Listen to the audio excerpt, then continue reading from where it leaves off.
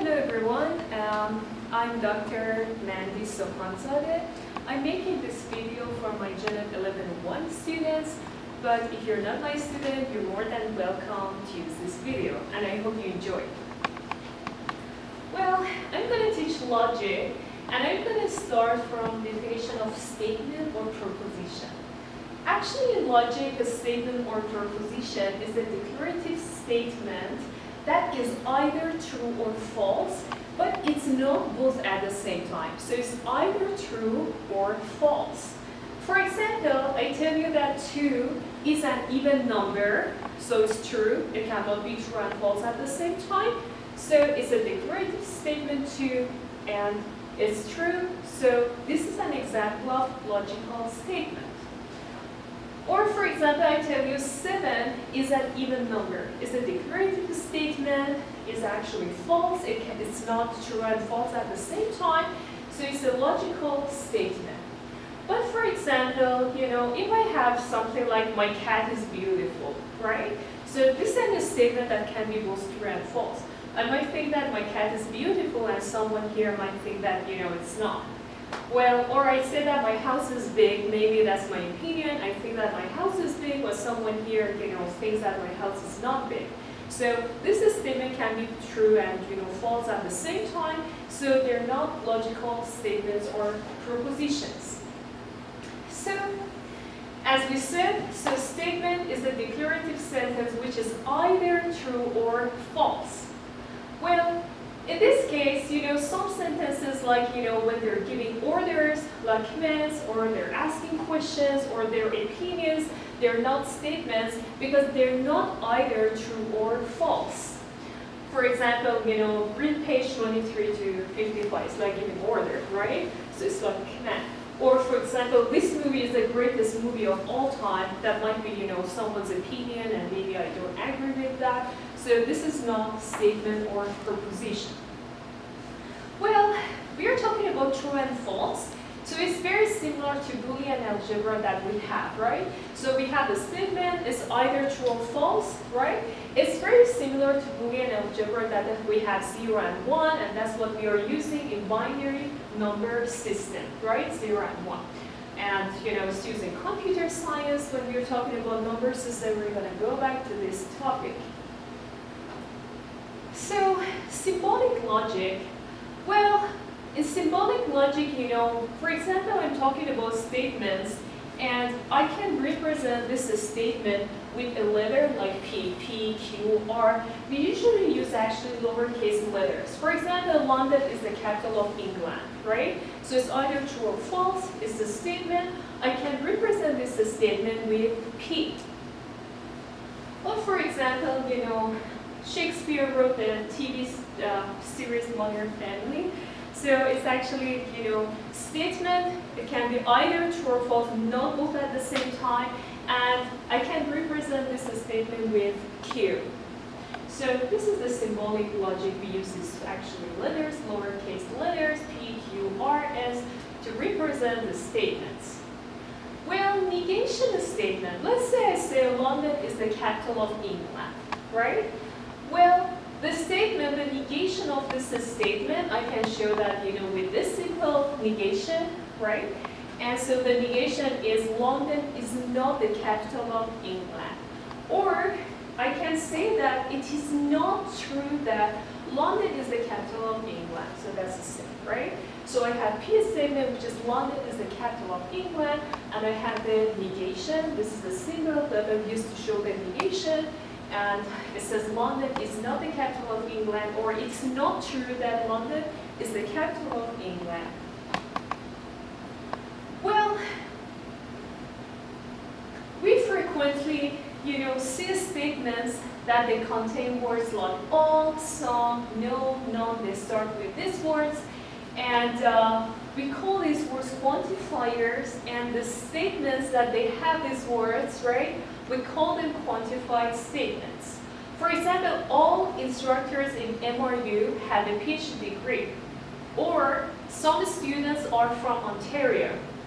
No common colds are fatal. Some students do not work hard. So as you see, starts with all, some, no, some, right? So these are examples of quantified statements.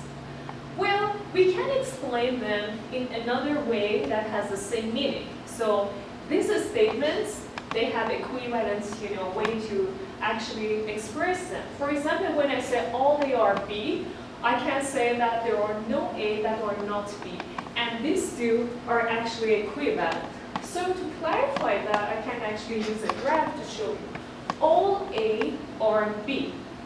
So this is my A, let's say. All A are B. So it means B is this one. All A are B. Whatever I choose in A is a part of B. So that's the meaning of all A are B. So the equivalent way is saying that there are no A that are not B. Yeah, there are no A that are not B. Whatever I choose in A is a part of B, right? So these two statements are equivalent. First row. Look at the second row. Some A are B. And the equivalent is there exists at least one A that is a B. So to clarify that, I'm going to show you on a graph. Some A are B. Let's say this is your A, and this is your B. Some A are B. It's talking about this part. Some A are B. The part of A, some part of A is a part of B. Some A are B. It means that there exists at least one A that is a B. That's right. There exists at least one A that is part of B, right? So these two are equivalent. Look at the third one. No A are B. Well, the equivalent says all A are not B. I'm going to show that on the graph to clarify. Well, no A are B. It means A is here, here is B. No A are B, right? And it says all A are not B. That's right, all A are not B. So these two are equivalent statements. Now look at the last one. Some A are not B. Some A are not B. Not all A are B. So let's look at that. Some A are not B. This is A. This is B. It's talking about this part. Some A are not B, right? So the equivalent saying that not all A are B, not all A are B. That's right. So these two statements are equivalent. Because it's very, very important, these statements that the equivalent form, I've written all these four statements and equivalent statements on this blackboard, and we're going to go back to that. We're going to cover some more examples. For example, write the equivalent statement of the following sentences. One of them starts with all instructors in MRU have a PhD degree. Some students are from Ontario. No common colds are fatal. And some students do not work hard. Let's write the equivalent form of these statements. Okay, I start with the first one.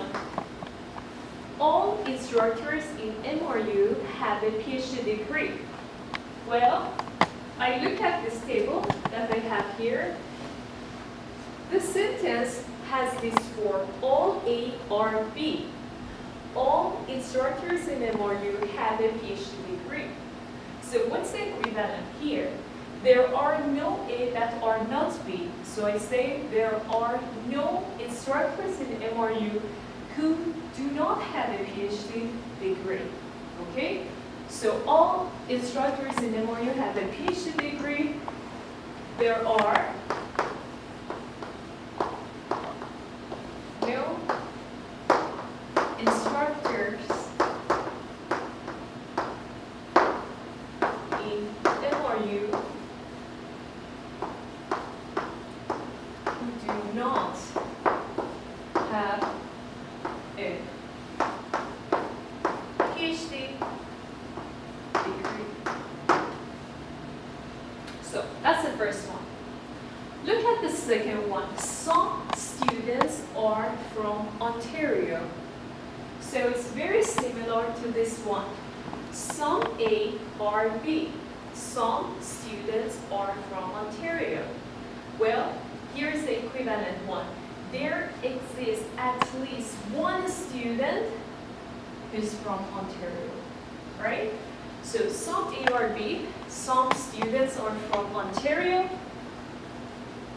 Equivalent is there exists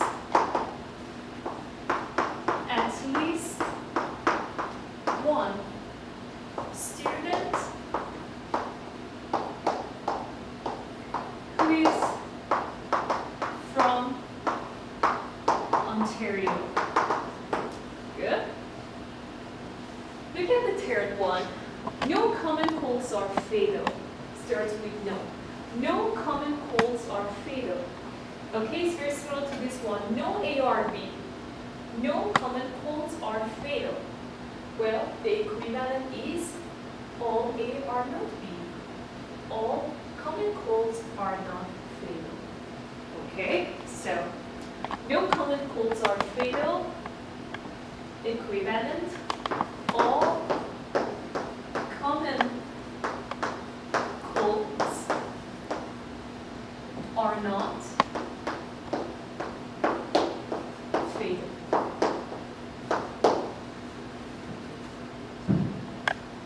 Look at the last one. Some students do not work hard. We have some, we have negation, not. Some students do not work hard. It's very similar to this one. Some A are not B. Some students do not work hard. So equivalent is not all the students work hard. Okay? Some students do not work hard. Equivalent, not all students work hard. Or you can say, not all the students are hardworking, right? Okay, so I wrote the equivalent sentences and I used this table. So this is a very important table. Okay, here you go. All the students in MRU, all instructors in MRU have a PhD degree. Equivalent, there are no instructors in MRU who don't have a PhD degree. Some students are from Ontario. At least one student is from Ontario. No common colds are fatal. All common colds are not fatal. And last example, some students do not work hard. Equivalent, not all the students work hard, or not all the students are hardworking. Okay. So, we talk about equivalent. Now I want to talk about the negation of the quantified statement. For example, I have this statement, all instructors in MRU have a PhD degree. Well, this statement is false, right? Well, be careful. I have this statement, okay? It is false. If I write the negation of this statement, the negation is actually true, right? So how can I write the negation of a quantified statement, okay? All instructors in MRU have a PhD degree. Not all instructors in MRU have a PhD degree. This is the negation. But this is the same as saying that some instructors in MRU do not have a PhD degree, right? Well, it's easy. To write the negation of the quantified statement, you can use this graph, okay? All A or B. If you have a statement that has this actually configuration like that, all A or B, okay, the negation is here. Some A are not B. Or similarly, if you have a statement that has this form, some A are not B, the negation is this one, all A are B. Or you have a statement, some A are B. The negation of this is no A or B. Or if you have a statement that has this form, no A or B, the negation is here, some A or B. Because this is also a very important graph, I've written this negation graph here, okay? So this is the negation. The negation of this statement is here. The negation of this statement is here, and vice versa. The negation of this one is here. The negation of some A or not B is all A or B. So let's cover more examples related to this graph, the negation.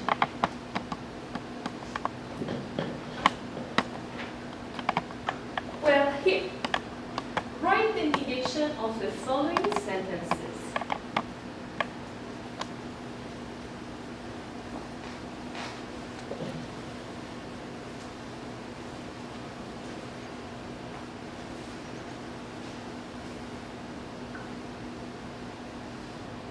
So look at the first one.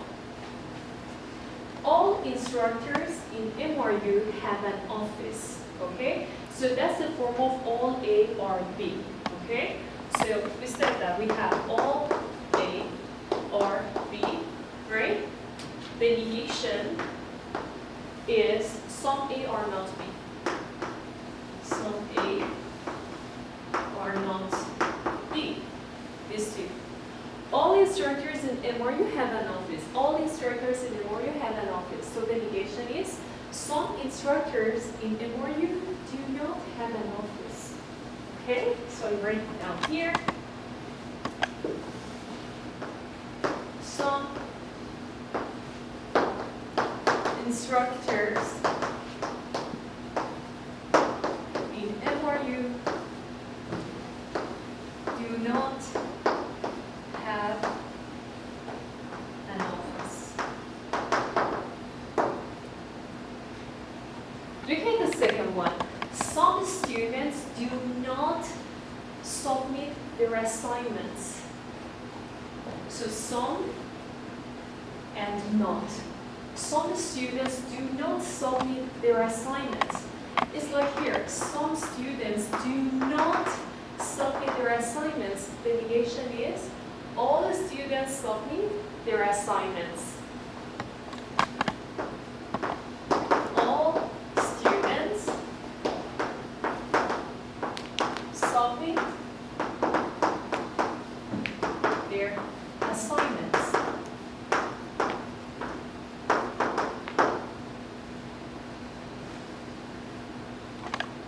Now, no doors are open on campus during the reading week. It has the form of no A or B.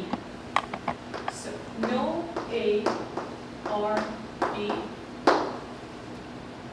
The negation is some A or B.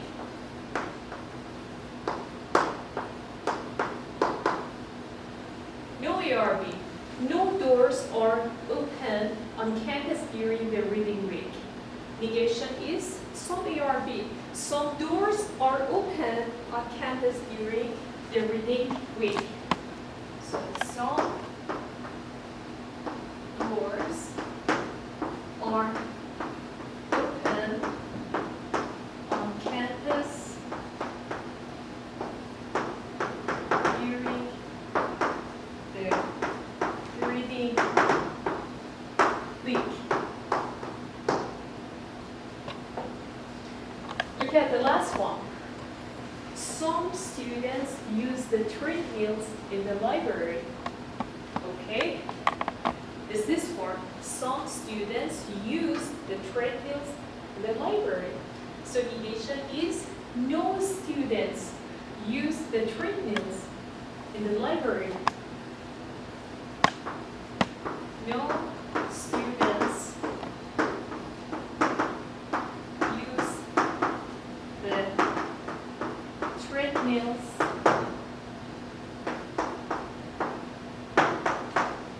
in the library. Okay.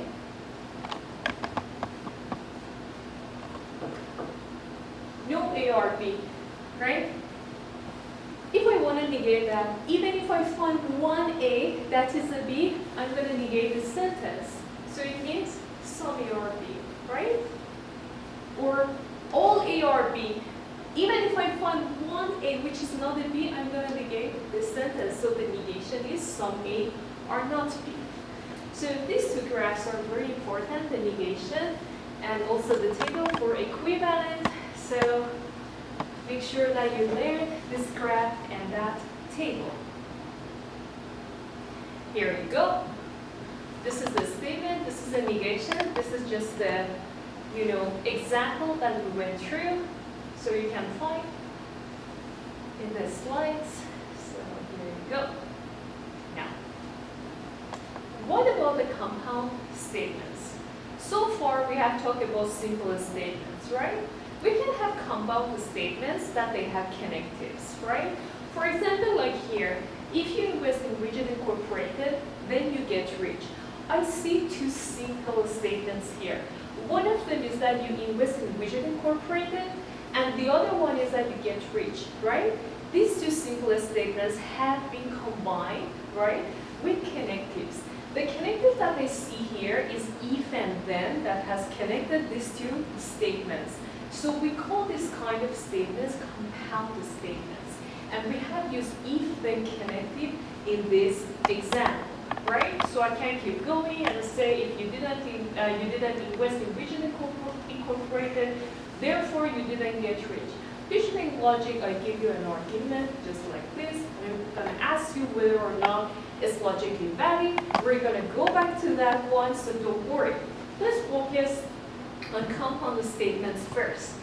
Well, simple statements, they have just one simple idea, right, without connecting words. When I'm talking about compound statements, you have two or more simple statements combined using connectives. The connectives can be like if-then, just like what you saw in this slide.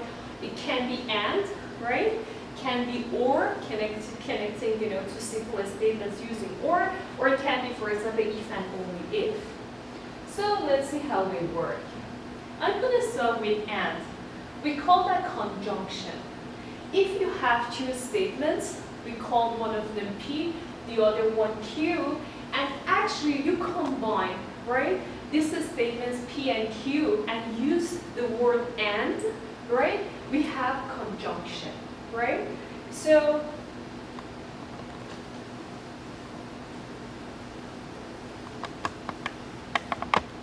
I have a statement P, I have another statement Q, and actually I join these two statements using the word and, okay? So how I show that using symbols? Here it is P and Q. So this is conjunction, this is and. So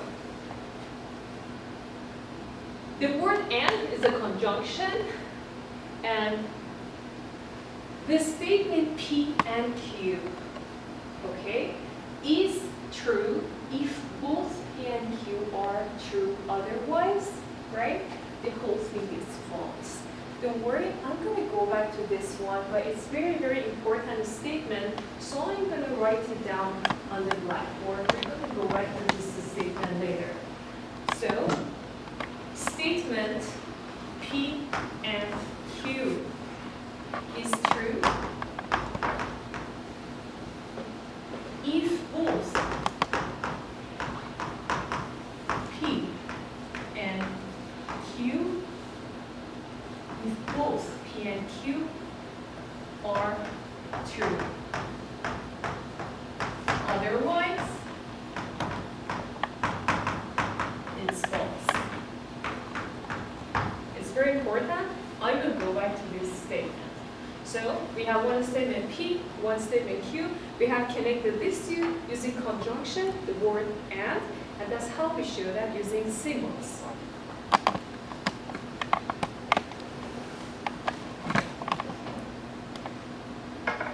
Well, conjunction and some examples. It's Sunday and John is working. This Sunday is one simple statement.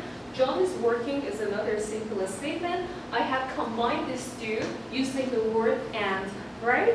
It's Sunday and John is working. It's Sunday but John is working. Oh, I've used but here. It's Sunday, nevertheless John is working. I've used nevertheless. And it's Sunday, yet John is working, yet nevertheless but and. They're all conjunction, and I'm going to use the same symbol for all of them, right? Conjunction. Well, conjunction or. Let's say I have P statement, another simplest statement Q, and I connect this to a statement using the word or. So I can use that symbol. I say P or Q. So this is and, this is or. So I have combined two statements using the word or, and this is how I show or.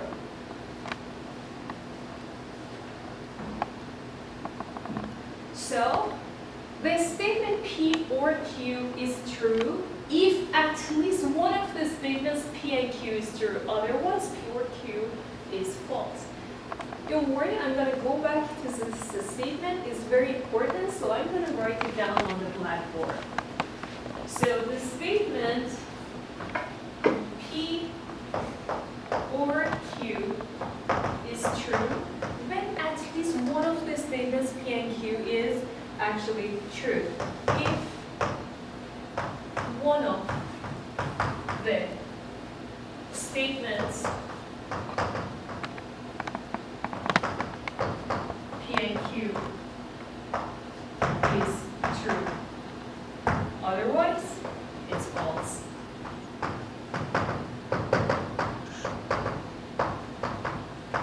I'm going to go to these two important statements.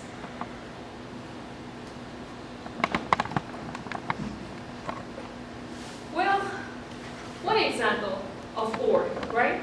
I visited London or Paris. Well, one thing is that is it exclusive or is inclusive or? If it's exclusive or, it means that I visited London or Paris, but not both. I visited one of them. But when I'm saying I visited London or Paris, and if it's inclusive or, it means I visited London or Paris or both. Okay? Well, in this chapter, whenever I'm talking about or, it means inclusive or. Okay? So I visited London or Paris. I mean inclusive or, which means I visited London or Paris or both.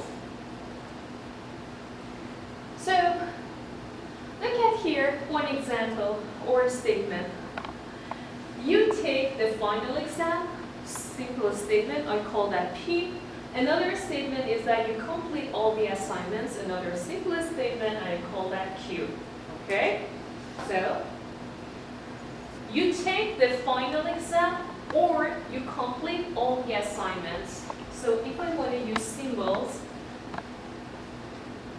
to represent this statement, okay,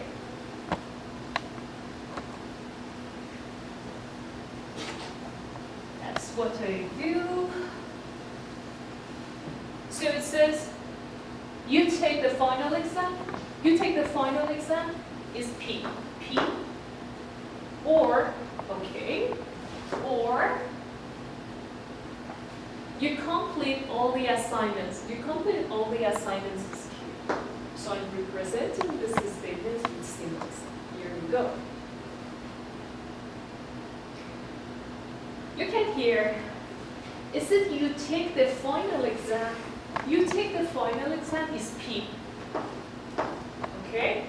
Or, okay, or you do not complete all the assignments. You complete all the assignments is Q. It said you do not complete all the assignments, so it's not Q. That's the negation, not Q. So the second statement using symbol is P or not Q, right? Here we go.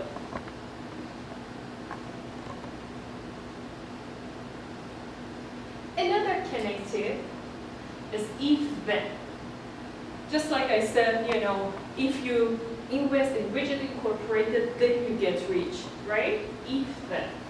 Another example, if you enter Amanda's office, then you need to pay her CAD. So you enter Amanda's office is one simple statement. You need to pay her CAD, you pay her CAD is another, you know, simple statement. I have connected these two using if-then. If you enter Amanda's office, then you pay her CAD. So I call one of them P. You enter Amanda's office, I call that P. You need to pet her cat and call that